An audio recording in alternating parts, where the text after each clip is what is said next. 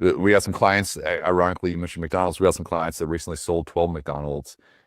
They came to us and said, "Hey, we want to do something outside of food," and they bought 10 trampoline parks recently, and those cost about 3.5 million a piece to open. So there are those extremes. That's not normal. Most of our clients, I would say, when you look at the franchise fee and the startup cost, several months of working capital, again, all this is broken out in that FDD document and what's called the item 7. When you look at the all-in investment range, a lot of what they're getting into is, between 150,000 and 400,000. That could be a lot of service-based businesses where maybe you don't have brick and mortar, or maybe you do have that retail customer-facing brick and mortar set up, but it's retail light. It's not a huge footprint. So I'd say most of our clients, all in, including working capital, are in that 150 to 400 range.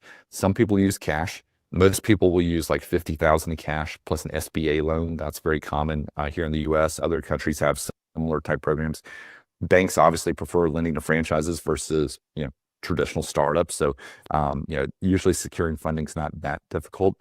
Some people will use an old retirement plan and roll that over through what's called the ROBS program, where you purchase the business with the retirement plan, and you have to set up as a C corporation and jump through a few hurdles, but that is pretty common in franchising as well.